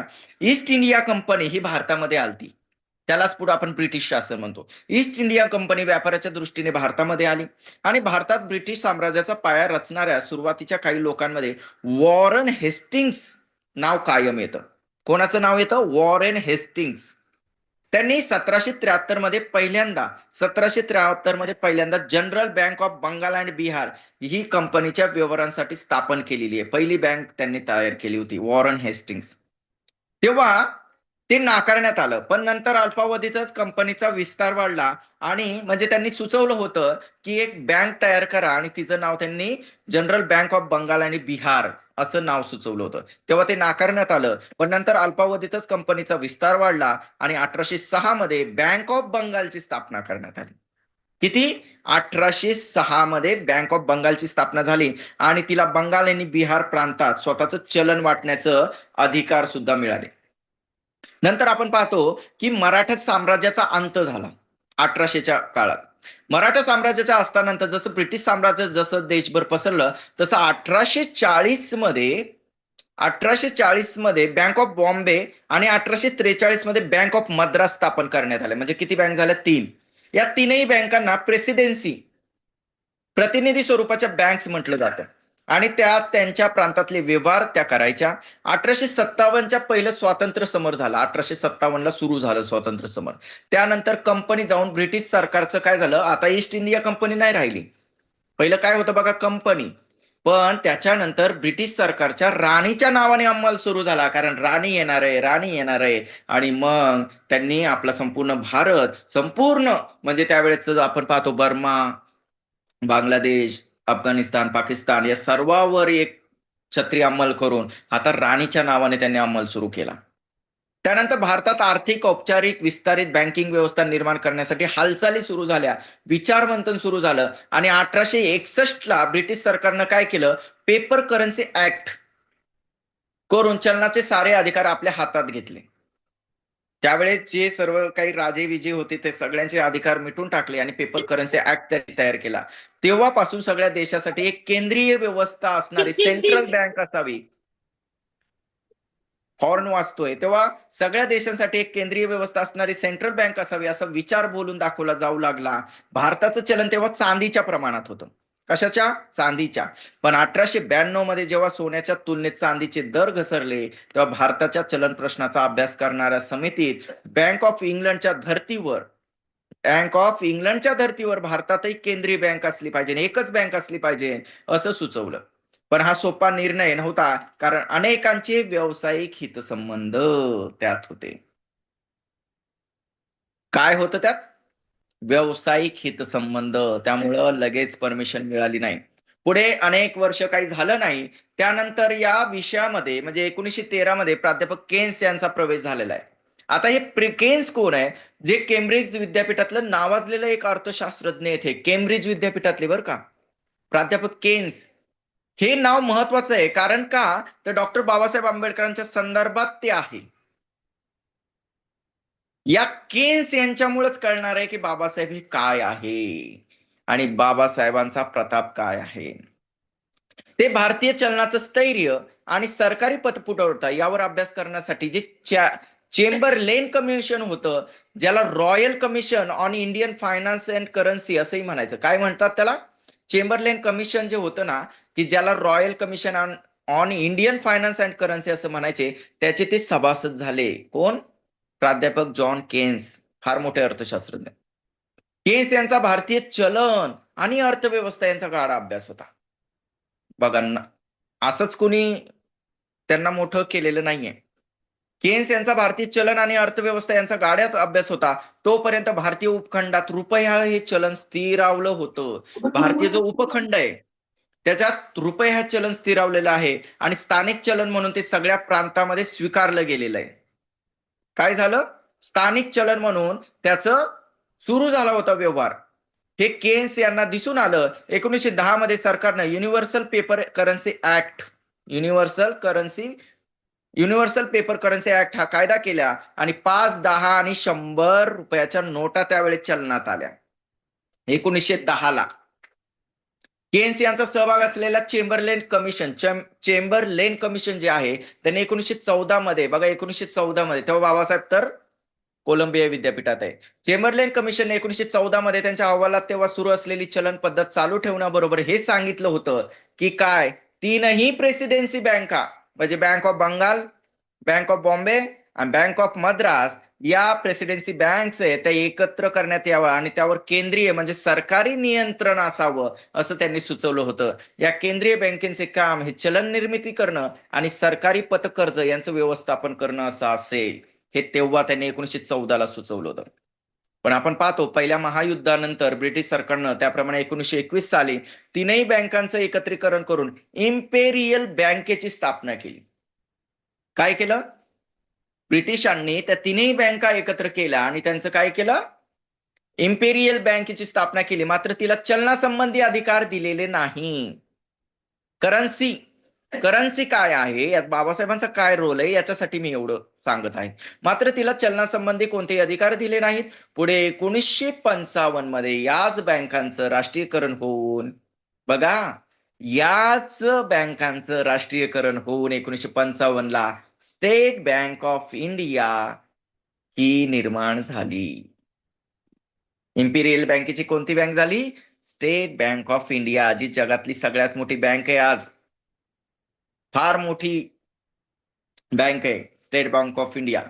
पण रुपयाचं मूल्य यानंतरही हेळकांडतच राहिलं, काहीच फरकच पडला नाही. भारतात तेव्हाही रुपयाच्या बदल्यात चांदी असे व्यवहार होत होते. 1917 मध्ये युद्ध काळात सोन्याची विक्री सरकारनं थांबवल्यावर चांदीचे भाव वाढले आणि परिणामी भारतीय रुपया गडगडला. 1917 ला अनेक प्रश्न भारतीय रुपयासमोर होते. स्टर्लिंगच्या तुलनेत रुपयाचं मूल्य स्थिर करण्याची मागणी सुरू झाली. तसं झालं नाही, पण लंडन मधून 1925 मध्ये भारतीय चलनाचा प्रश्न सोडवण्यासाठी फार आता ही एक अभिमानाची गोष्ट या ठिकाणी आपल्या समोर आहे. ती म्हणजे काय, तर भारतीय रुपया गडगडला 1917 ला आणि गडगडल्यानंतर अनेक प्रश्न भारतीय रुपयासमोर उभे राहिले. स्टर्लिंगच्या तुलनेत रुपयाचं मूल्य स्थिर करण्याची मागणी सुरू झाली. आणि ती मागणी मान्य झाली नाही. पण लंडन मधून 1925 मध्ये भारतीय चलनाचा प्रश्न सोडवण्यासाठी आणि सुधारणा सुचवण्यासाठी हिल्टन यंग कमिशन पाठवण्यात आलं. कोणतं कमिशन आलं? Hilton young commission. आणि रिझर्व्ह बँक ऑफ इंडिया स्थापन होण्यासाठीच हे महत्वाचं पाऊल ठरलं. हे कमिशन भारतामध्ये आलं. अनेक प्रतितयश अर्थतज्ञ आणि बँकर्स या कमिशन मध्ये होते. कोण कोण होते?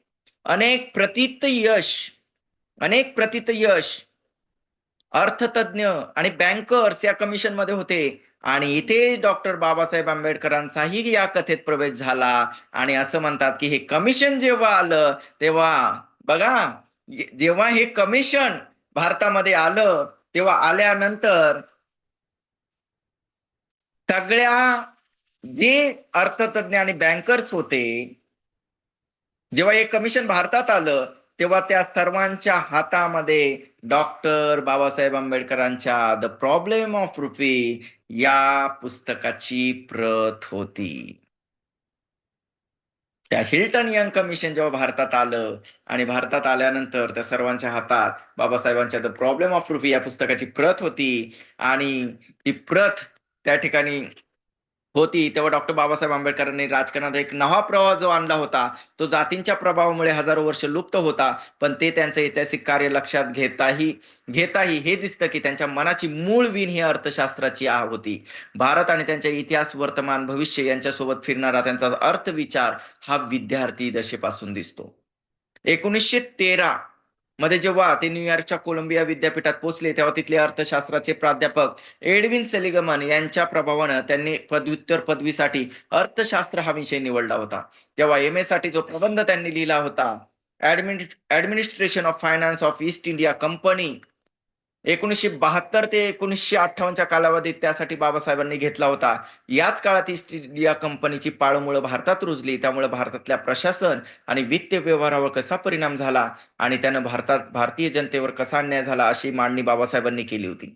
एकीकडे भारतातलं ऐतिहासिक जीवन कसं बदललं हे सांगतानाच ब्रिटिश सत्ता ही भारतीयांसाठी आर्थिक गुलामगिरी, निर्भीड बाबासाहेब इथं आपल्याला दिसतात आहे. बाबासाहेबांनी निर्भीडपणे सांगितलं की भारतीयांसाठी आर्थिक गुलामगिरी ही ब्रिटिश सत्ता कशी ठरली हे मांडणारे बाबासाहेब आहेत.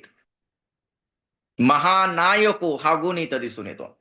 सांगण्याचा मुद्दा मेन काय आहे की भारताच्या आर्थिक घडीबाबतचा त्यांचा विचार हा पहिल्यापासूनच होता. पुढे जेव्हा ते लंडन स्कूल ऑफ इकॉनॉमिक्स मध्ये पोहोचले तेव्हा ब्रिटनमध्ये आणि भारतातही रुपयाच्या मूल्याबद्दलची आणि त्या संबंधित प्रश्नाबद्दलची चर्चा सुरू झाली. कारण कंटिन्यू चर्चा सुरू होती. त्यांना एक बेसिक, एक स्थावर, एक स्थिर सरकार आणि अर्थव्यवस्था पाहिजे होती.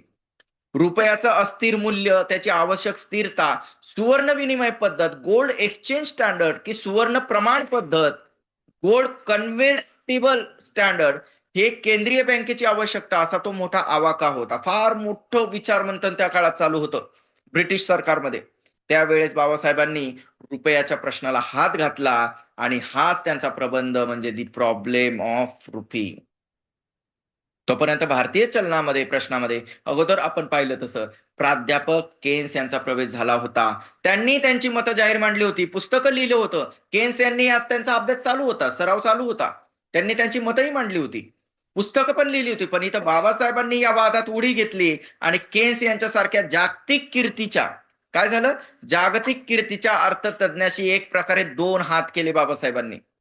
भारतीय चलनासाठी कोणती पद्धती योग्य याबद्दल त्यांची मतमतांतर होती दोघांमध्ये. अर्थ विषयावर सातत्याने म्हणजे जे लेख आहेत तर त्याच्यामध्ये म्हणजे जे आपण प्रबंध जर पाहिले या विषयांवर अनेकांनी प्रबंध लिहिलेत, तर त्याचा जर धुंडोळा घेतला तर इथं बाबासाहेबांचं तेज आपल्याला दिसून येतं की चलन आणि त्याच्या संबंधित विषयावर प्राध्यापक केन्स हे कसे होते, जागतिक पातळीवरील अंतिम अधिकारी व्यक्ती, सर्वश्रेष्ठ म्हणा, सम्राट म्हणा त्या अर्थशास्त्रातला, की अंतिम शब्द त्यांचाच असायचा. आणि अंतिम शब्द हा त्यांचा असताना सुद्धा केन्स यांनी करून ठेवलेल्या कामाची दखल न घेता, म्हणजे एवढं मोठं काम असताना बाबासाहेबांनी प्राध्यापक केन्स यांच्या मतास आव्हान दिलेलं आहे. आणि प्राध्यापक केन्स हे चलनाच्या मूल्यासाठी सुवर्ण विनिमय पद्धतीचा अवलंब करायला हवा या मताचे होते. पण सुवर्ण विनिमय पद्धत देशाच्या चलनाच्या मूल्याची सांगड ही सोन्याच्या मूल्याशी घातली जाते. या पद्धतीचा अवलंब करणारे देश आपल्या कागदी चलनाचे रूपांतर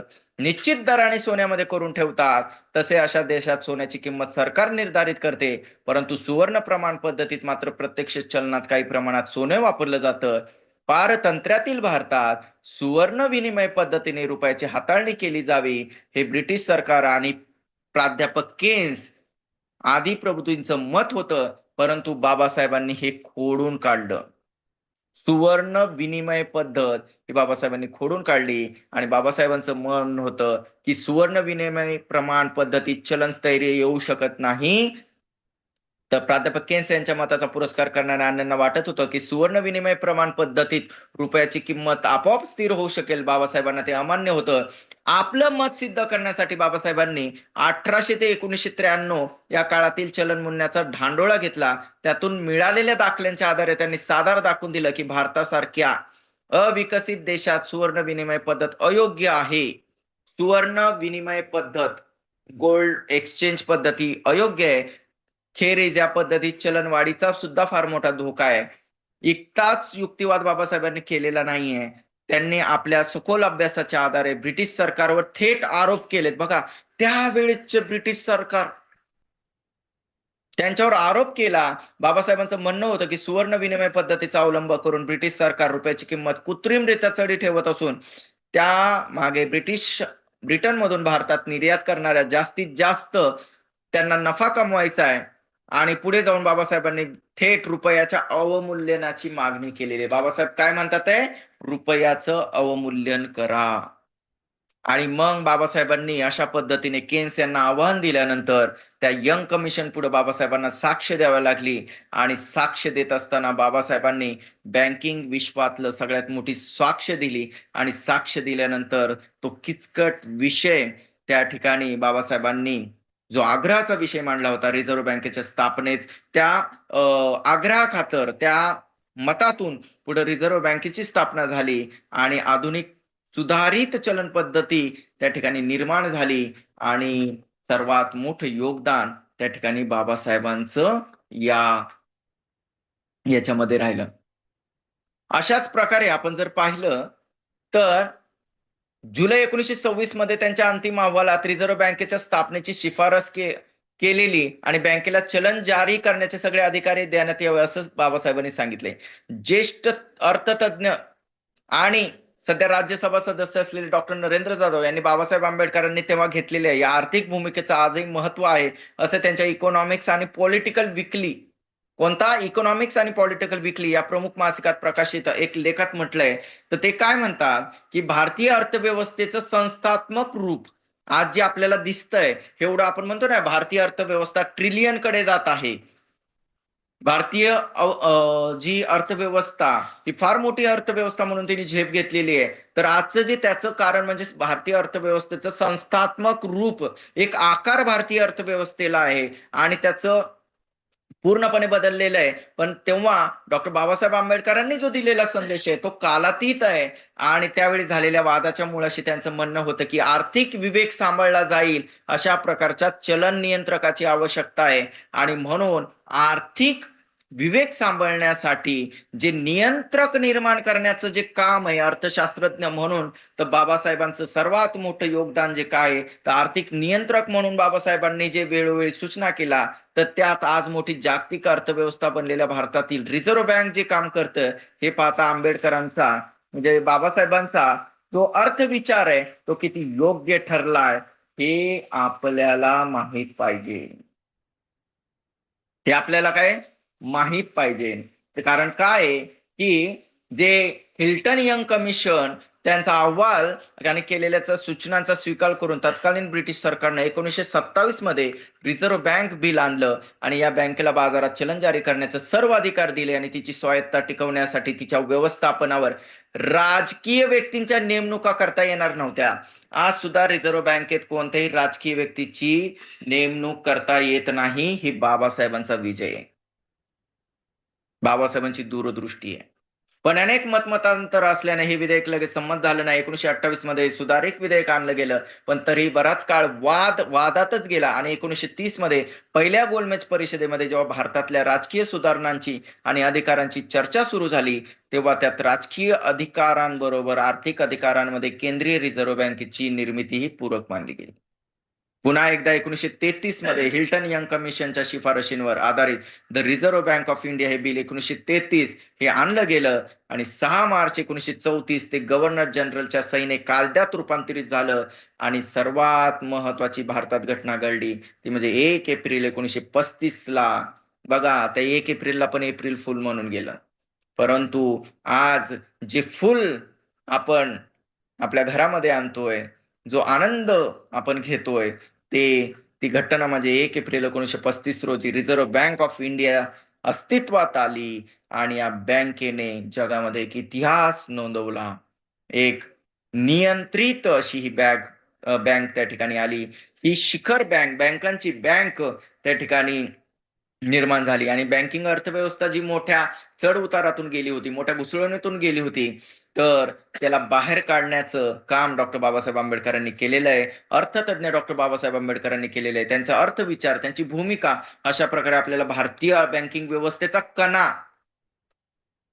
भारतीय बँकिंग अर्थव्यवस्थेचा कणाच बाबासाहेबांनी मांडला. आज जे काही बँकांचं जाळं, जे काही अर्थव्यवस्था आपल्याला दिसून येतेय, जे काही व्यवस्थित चालू आहे, नाहीतर अंदाधुंदी माजली असते. परंतु बाबासाहेबांनी बँकांची बँक निर्माण करण्यामध्ये पूर्ण महत्वाची भूमिका निर्माण केली. भारतीय बँकिंग व्यवस्थेचा कणा असलेली ही रिझर्व्ह बँकेच्या स्थापनेत बाबासाहेब हे सहाय्यक त्या ठिकाणी ठरलेले आहेत. तर हे करत असताना आपण काय पाहतो? तर बाबासाहेबांनी आपल्याला हेच माहित आहे, की annihilation of caste in India, who were Shudras, Maharashtra and in linguistic provinces, federation versus freedom, check and balances, state and minorities, Buddha या कार्ल मार्क्स और बुद्ध अँड हिज धम्मा, हे ग्रंथ तर बाबासाहेबांनी लिहिले. परंतु हे जे 3 ग्रंथ MA., PhD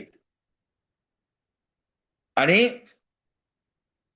doctor of science साठी, डीएससी साठी बाबासाहेबांनी जे लिहिलेले हे 3 ग्रंथ सुद्धा अभ्यासनाची तितकीच महत्वाचं त्या ठिकाणी आपलं कर्तव्य आहे.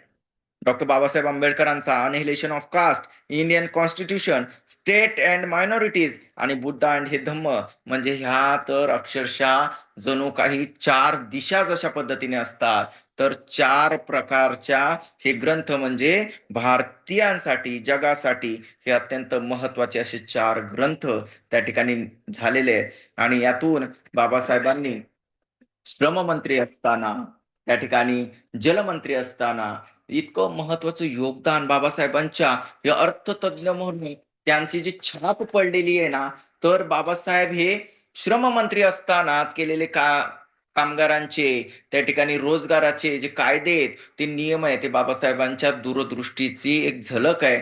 आणि बाबासाहेबांनी जे सर्वात मोठं योगदान, आज जे पाणी आपण पितोय, जे पाणी ते धनधान्य पिकवतोय, याच्यामध्ये बाबासाहेबांची जल ऊर्जा नीती आणि त्याच्यातून जो सुजलाम सुफलाम आपला जो देश झालेला आहे, तर त्यामध्ये सुद्धा बाबासाहेबांचं फार मोठं योगदान आहे. म्हणजे आज मी या ठिकाणी बसून ज्या लाईटीमध्ये हा ग्रंथ वाचतोय, जी ऊर्जा निर्माण झालेली आहे, ती ऊर्जाच बाबासाहेबांची ऊर्जा मंत्री असताना निर्माण केली गेलेली आहे. आणि त्याच्यामध्ये जी अखंडता आलेली आहे, तर ती बाबासाहेबांनी 1935 मध्ये केलेलं सर्वात मोठं काम त्या ठिकाणी आहे. आणि बाबासाहेबांनी काय सेंट्रल टेक्निकल इलेक्ट्रिसिटी बोर्ड आणि सेंट्रल वायरवेज इरिगेशन नेव्हिगेशन कमिशन, या 2 कमिशनची बाबासाहेबांमुळेच त्या ठिकाणी स्थापना झाली आणि त्या संस्थांचं नेतृत्व बाबासाहेबांनी केलंय, हे सुद्धा एक अर्थतज्ञ म्हणून त्यांची दूरदृष्टी आपल्याला दिसून येते. दामोदर नदीकाठी योजना ही सर्वात मोठी परियोजना बाबासाहेबांनी राबवली, ती सक्सेस करून दाखवली आणि त्याचा विस्तार बाबासाहेबांनी केला. आणि त्यामुळे आज एवढा मोठा देश जो आज आपल्याला सुजलाम सुफलाम पाहायला मिळतोय, तो सुद्धा बाबासाहेबांचीच असलेली दूरदृष्टी आहे. एक अर्थतज्ञ काय करत असतो, तर माझा देश भरभराट ही लोकांची, शासनाची, राज्याची भरभराट विकास कशी होईल आणि शेवटच्या व्यक्तीपर्यंत कसं त्या ठिकाणी अर्थ पोचेल, याच्यासाठी जे कार्य करतात त्याला अर्थतज्ञ म्हणतात. महानदी घाटी परियोजना सुद्धा बाबासाहेबांनी त्याच्यामध्ये सुद्धा महत्वाचं योगदान निर्माण दिलेलं आहे. चंबल नदी घाटी योजनेमध्ये बाबासाहेबांनी मार्गदर्शन आणि नेतृत्व केलेलं आहे. आणि त्याच्यामध्ये हे सगळं करत असताना बघा, त्या काळात अनेक शास्त्रज्ञ आणि इंजिनियर होते, परंतु त्या सर्व शास्त्रज्ञांना, इंजिनियर लोकांना बाबासाहेबांनी गाईडलाईन दिलेल्या आहेत. आज जरी आपल्याला वाटत असेल की विश्वेश्वरय्या यांनी मोठी मोठी धरणं बांधली, कोयना धरण झालं आणि अनेक अशी मोठी मोठी धरणं आहेत. भाकरा नांगल धरण हे हे आपल्याला वाटतं की यांनी निर्माण केले, हा यांच्या इंजिनिअरिंगचा नमुना आहे. तर तसं नाहीये. तर त्याच्यामध्ये बाबासाहेबांची दूरदृष्टिकोन आहे आणि बाबासाहेबांची गाईडलाईन आहे. कारण का आपण जो पाहतो की sir Mokshagundam Visvesvaraya, doctor Meghnad Saha, doctor A N. Khosla, Harekrushna Mahtab, Mansingh, B S. Subarwal, R S F. रडेल, डी.एस. मुजुमदार ही अत्यंत त्या काळातले सर्वात महान इंजिनियर आणि त्या ठिकाणी शास्त्रज्ञ होते. परंतु त्यांना मार्गदर्शन करण्याची ताकद या बोधिसत्वामध्ये होती, या अर्थतज्ञामध्ये होती. तर हे कशामुळे झालं? कारण का बाबासाहेबांनी बघा वित्त आयोग निर्माण केला. पण बाबासाहेब तेवढंच करून थांबले नाही, तर त्यांनी केंद्रीय जलमार्ग, सिंचन आणि नौचालन आयोगाची सुद्धा निर्मिती केलेली आहे आणि केंद्रीय जल आयोग बाबासाहेबांनी तयार केला. वादाचे विषय आपसासात भांडणं नाही झाली पाहिजे. जल आयोग, नीती आयोग हे सगळं बाबासाहेबांनी त्या ठिकाणी निर्माण केलं. सिंचन, नदी नियंत्रण, पूर नियंत्रण आणि सिंचन, हायड्रो इलेक्ट्रिक विकास, मृदूसंधारण, टायर समस्या, नौचलन, औद्योगिक विकास म्हणजे आताची जी औद्योगिक मंडळ आहेत ही सुद्धा बाबासाहेबांनी, MIDCs आहेत ते बाबासाहेबांमुळे, MSCB आहे ती बाबासाहेबांमुळे आणि त्या ठिकाणी अशा पद्धतीने अत्यंत महत्वाच्या या गोष्टी बाबासाहेबांनी केलेल्या आहेत आणि म्हणून बाबासाहेब म्हणतात की सर्व प्रकारच्या समस्या सोडवण्यासाठी त्या ठिकाणी पाणी फार महत्वाचं आहे आणि या पाण्यावरचं योग्य नियोजन झालं पाहिजे आणि त्या पाण्याचा योग्य उपयोग त्या ठिकाणी केला पाहिजे. तर हे सर्व जर आपल्याला याचा संदर्भ कुठं आपल्याला पाहायचा असेल तर preliminary memorandum of the unified development of the Damodar river हा एक जो लेख आहे तर त्याच्यामध्ये या दामोदर घाटीची जे बाबासाहेबांनी केलेलं कार्य त्या ठिकाणी आपल्याला दिसून येतो. म्हणून बाबासाहेबांनी या ज्या परियोजना हे नियोजन हे जे केलेलं आहे याच्यातून भारताचा जो आर्थिक स्तर उंचवलेला आहे त्याच्यामध्ये सर्वात जास्त जर काय असेल तर बाबासाहेबांची एक अर्थतज्ञ म्हणून छाप आपल्याला दिसून येते. बाबासाहेबांनी केलेलं कार्य आपल्याला दिसून येते. उदाहरणार्थ बाबासाहेबांचं रिझर्व्ह बँक निर्माण करण्यामध्ये किती अनमोल योगदान आहे, किती महत्वाचे योगदान आहे. त्याच्यानंतर वित्त आयोगामध्ये, नियोजन आयोगामध्ये बाबासाहेबांचाच ग्रंथ किती आधारभूत आहे. म्हणजे एक घटना आहे की त्या ठिकाणी एक घटना म्हणजे अशी आहे की एक आयोग आला होता आणि ते आयोग आल्यानंतर सर्वजण त्या ठिकाणी बसले होते आणि बसल्यानंतर फार मोठी चर्चा, वादविवाद चालू होता, फार मोठी चर्चा चालू होतं, डिस्कशन चालू होतं. तेव्हा सगळेजण टाळ्या जोर जोरात टाळ्या वाजवत होते आणि वाजवत असताना या ठिकाणी बाबासाहेब मात्र धीर गंभीरपणे ती प्रत्येक चर्चा त्या ठिकाणी ऐकत होते. तर हे ऐकत असताना त्यांच्या शेजारी बसलेले जे एक मंत्री होते तर ते मंत्री म्हणतात की तुम्हाला आता हा ग्रंथ आवडला नाही का, म्हणजे तुम्हाला हे डिस्कशन आवडलं नाही का, तुम्ही म्हणजे इतके धीर गंभीर का, शांत का, तुम्हाला ही चर्चा आवडली नाही का. तर बाबासाहेब म्हणतात ज्या ग्रंथावर चर्चा चालली आहे आणि ज्या ग्रंथावर ही चर्चा होत आहे तर तो ग्रंथच मुळात मी लिहिलेला आहे, तर मी काय टाळ्या वाजवू. बघा म्हणजे बाबासाहेबांच्या लेखणीची म्हणजे बाबासाहेबांच्या लेखणीची ही कमाल आहे. आणि या ठिकाणी म्हटलं गेलं की एम्प्लॉयमेंट एक्सचेंज हे सुद्धा बाबासाहेबांची देण आहे, राईट आहे. खरंच खूप मोठ्या योगदान आहे. तर हे सगळं आपल्याला एक अर्थशास्त्रज्ञ बाबासाहेब, एक अर्थतज्ञ बाबासाहेब म्हणून आपल्याला दिसून येतोय. बाबासाहेबांनी आपल्याला याच दृष्टिकोनातून जे संविधान दिलेलं आहे तर त्या संविधानामध्ये सुद्धा आपण जर पाहिलं तर आज जे म्हटलं जातं ना सबका साथ सबका विकास, तर ही संविधानाची देण आहे. आज जी लाडकी बहीण आहे ही सुद्धा संविधानाची देण आहे. आज जे वेगवेगळे आयोग आहे ही सुद्धा संविधानाची देण आहे. हे सगळं बेसिक वर्क बाबासाहेबांनी केलेलं आहे की ज्याला कोणी हलवू शकत नाही, हातच लावू शकत नाही. म्हणून मी तर म्हणेन कौटिल्यापेक्षाही श्रेष्ठ महान असं अर्थशास्त्रज्ञ जर कोण असेल तर ते डॉक्टर बाबासाहेब आंबेडकर आहेत. हे एक 5 मिनिटात, लास्टच्या 5 मिनिटात त्या ठिकाणी मी असं सांगायचंय मला. हा बाबासाहेबांनी एवढा स्टडी आणि एवढं त्यांच्यामध्ये ही चेतना कुठून जागृत झाली? कुठून एवढी महान ऊर्जा त्या ठिकाणी निर्माण झाली? तर जेव्हा बाबासाहेब मॅट्रिक पास झाले होते आणि मॅट्रिक पास झाल्यानंतर गुरुवर्य केळुस्कर गुरुजींनी एक अत्यंत अनमोल असा एक ग्रंथ बाबासाहेबांना छोट्या भीमाला भेट म्हणून दिला होता. तो ग्रंथ या सर्वांच्या मुळाशी आहे आणि तो म्हणजे भगवान बुद्धांचं चरित्र. मग भगवान बुद्ध आणि अर्थशास्त्राचा काय संबंध? तर जगातले सगळ्यात महान अर्थशास्त्रज्ञ, अर्थतज्ञ, अर्थाबद्दलचं ज्ञान, अर्थकुशलता जर कुणाला माहित असेल, तर ते आहेत तथागत अरहंत सम्यक संबुद्ध अर्थात आपले गौतम बुद्ध.